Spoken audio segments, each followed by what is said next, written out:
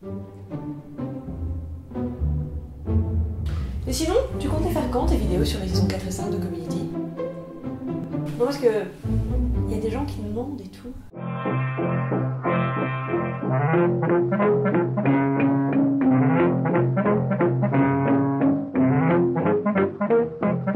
Alice, viens ici tout de suite. Alice. Alice. Alice, là.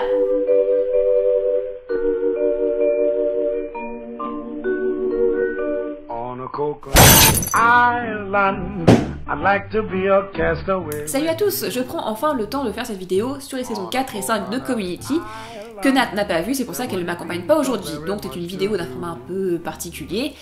Et d'avance, je m'excuse, et si je ne suis pas toujours très compréhensible, j'ai la crève. Avant de commencer, je vous conseille, si c'est pas déjà fait, de regarder la chronique que Nat et moi avons faite sur les saisons 1 à 3 de la série, qui explique un peu ses ressorts, ses personnages et pourquoi on en est complètement fan. La raison pour faire une vidéo à part, c'est que les saisons 4 et 5 sont de l'avis de tous beaucoup moins bonnes que les précédentes. En fait, ça ne tient tellement pas à la comparaison que Nat a refusé de les voir. Et c'est absolument fascinant de se pencher sur les raisons de ce naufrage. Donc pour tous les fans de Community et pour ceux qui s'intéressent à l'écriture d'une série ou d'un scénario, c'est parti pour cette vidéo en commençant par la saison 4. Dans notre vidéo précédente, on vous a raconté que Community était piloté par Dan Harmon, son créateur et showrunner, qui a fortement imprimé sa personnalité au projet. Pas tellement en ce qu'il s'inspire de ses propres expériences, mais surtout en ce qu'il a su imposer ses choix artistiques assez risqués, des partis pris osés, qui dans le petit monde de la sitcom ont donné un ton vraiment original aux épisodes. Dan Harmon n'est plus showrunner sur la saison 4, c'est la raison number one à la baisse de qualité générale sur la série. Son contrat n'a pas été renouvelé en fin de saison 3. Et ça, sans doute pour plusieurs raisons. D'une, c'est une personnalité pas toujours facile à gérer, de ce qu'on en sait en tout cas. Ensuite, comme il était responsable artistique du projet, forcément il était aussi considéré comme le premier responsable des performances moyennes de la série. Ou en tout cas moyennes comparées à des sitcoms mainstream comme How I Met ou Big Bang Theory. En fait, on pourrait même trouver étonnant qu'il n'ait pas été viré plus tôt pour ces deux raisons. Mais finalement, je trouve que Sony le producteur et NBC le diffuseur l'ont plutôt protégé tout en lui laissant un maximum de liberté. Et pour finir, Dan Harmon, en fin de tournage de saison 3, s'est violemment engueulé avec Chevy Chase, l'acteur de Pierce, qui est apparemment aussi difficile à vivre que son personnage. Et même s'ils se sont réconciliés depuis, ça a eu de lourdes conséquences, les deux ont dû quitter la série. Oh, wait, where's Pierce? Raison number 2, Pierce est beaucoup moins présent en saison 4. Que l'acteur se soit fait virer, ou qu'il soit parti de lui-même, je ne sais pas. Mais pour une série dont l'équilibre repose à ce point sur un noyau dur, en l'occurrence les 7 du groupe d'études, c'est un grave coup dur. Surtout quand il s'agit de Pierce, qui est un personnage qui porte à lui seul beaucoup d'histoires et beaucoup de gags, qui servait d'antagoniste en saison 2, et avait pris une place vraiment considérable. En saison 4, il apparaît encore dans pas mal d'épisodes, mais pour un rôle vraiment minime. Et raison number 3, un changement de showrunner, ça veut aussi dire de fortes chances pour qu'on change de scénariste, parce que chacun travaille plus ou moins avec une petite équipe d'auteurs habitués. De fait, les fidèles de Dan Harmon se sont tirés sur d'autres projets, plutôt que de continuer en saison 4 sans lui, ou bien ils ont été remplacés par d'autres, des nouveaux, jugés plus à même de travailler avec les nouveaux patrons. Pour reprendre le poste de showrunner, Sony et NBC font en effet appel à David Garascio et Moses Sport. Je suis désolée, je dois très mal prononcer.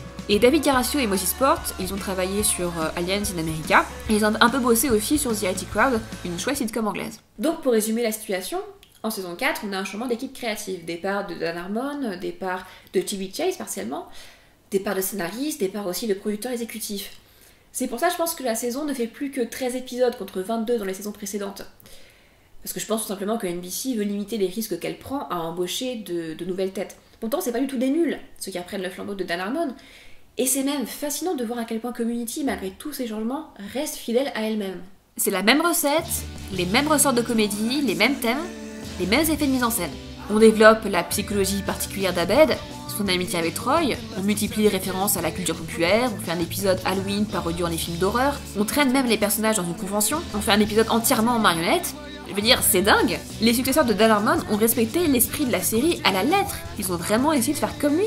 Et visiblement, si Sony et NBC ont laissé faire, c'est parce qu'ils souhaitaient que Community conserve quand même ce qui faisait son originalité. C'est marrant parce que même Dan Harmon a dit, après la saison 4, qu'il avait été très surpris que sa série n'ait pas été dévoyée pour en faire une sitcom mainstream à la Scrubs. C'est l'exemple qu'il prend, hein, c'est pas moi, il prend Scrubs comme exemple de sitcom lambda. La saison 4 est à ce point similaire aux saisons précédentes qu'il m'a fallu plusieurs épisodes avant de réaliser le truc qui me chiffonnait. Ça me faisait pas marrer. Les saisons 1 à 3, pour moi, sont hilarantes. Community n'est pas une série qui vous tient en haleine par son suspense et son drama comme d'autres sitcoms. Ne regardez pas la suite parce que oh mon dieu, qu'est-ce qui va se passer? Vous regardez parce que c'est tellement drôle que vous en voulez plus. Et la saison 4, qui applique à la lettre la recette Community, y échoue pourtant. Tous les ingrédients ou presque sont là et la sauce ne prend pas. La saison 4 a fait de mauvaises performances d'audience. Mais bon, les saisons 1 à 3 n'ont jamais fait des scores de folie non plus. En revanche, elles ont toujours été acclamées par les critiques qui vantaient leur prise de risque et l'originalité de leur écriture et de leur mise en scène. Alors en saison 5, face à cette situation et grâce aux interventions répétées de Joel McHale, l'acteur de Jeff, Dan Harmon est rappelé ainsi que certains des anciens scénaristes. Ouais ou pas en fait. Globalement quand même, les fans aiment cette saison 5, même si elle continue de se limiter à 13 épisodes seulement. Déjà parce que Dan Harmon, quand il revient, remet ses compteurs à zéro. L'épisode 1 s'appelle littéralement Repilote, et Harmon ne conserve que 2-3 choses établies de la saison 4. En dehors de ça, adieu romance entre Britta et Troy, et adieu père de Jeff. Tout a l'air vachement bien parti. Mais il se passe un nouveau rebondissement, quelque chose que Dan Harmon aurait bien aimé apprendre avant de signer pour revenir sur la série.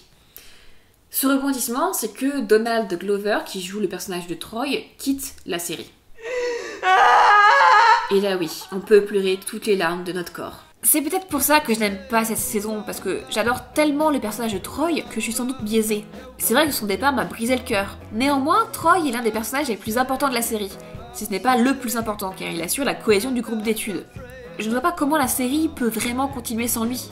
Et honnêtement, je pense que, pris au dépourvu par la nouvelle, Dan Harmon n'a pas eu le temps de trouver un moyen de bien continuer sans lui en saison 5. Surtout que Chevy Chase, l'acteur de Pierce, qui n'apparaissait plus tellement en saison 4, quitte lui aussi le tournage pour de bon. Community sans Pierce et Troy, c'est vraiment la mort de la série. Et tu vois qu'ils essayent de pallier à ça, ils rajoutent de nouveaux personnages pour les introduire dans le groupe d'études, mais ça sent vraiment la grosse rustine, la réparation de fortune, parce que on n'a rien de mieux sous la main. À la place de Pierce arrive Buzz. Fresh meat, huh? Yeah, Jeff Winger, law. Buzz Hickey, criminology. Joué par Jonathan Banks, un ancien flic bourru que je trouve trop cliché pour le moment, pas assez développé et pas assez cinglé. La place de Troy reste tristement vacante, mais Chang fait son apparition à la table. Chang, de l'aveu de Dan Harmon lui-même, c'est typiquement le personnage dont ils ne savent pas quoi faire. Genre, avant chaque épisode, on demande juste à Ken Jeong de se lâcher, de faire un peu n'importe quoi. Et on espère que ça va passer parce que le personnage est marrant comme ça.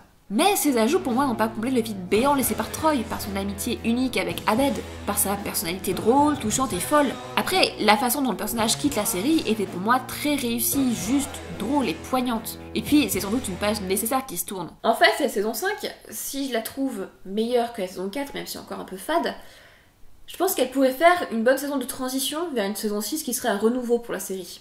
Prenez les premières petites touches d'une possible romance pour Abed, traitée en adéquation avec l'étrangeté du personnage. Prenez l'évolution de Annie, dont ils arrêtent de faire une femme enfant. Annie qui dépasse peu à peu sa dépendance à Jeff et pourrait s'épanouir comme la jeune femme brillante qu'elle est.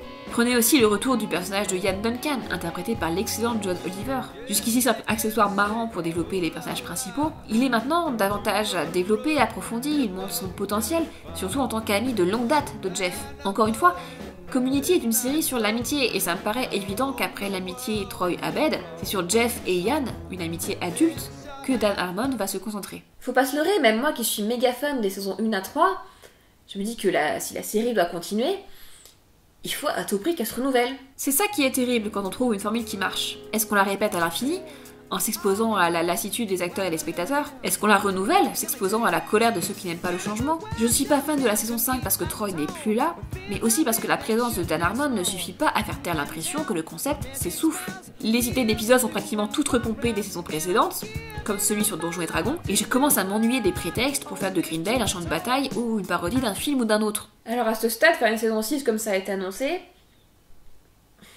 moi je m'en fiche un peu en fait. Si Dan Harmon réussit à renouveler son concept comme il le veut, pourquoi pas?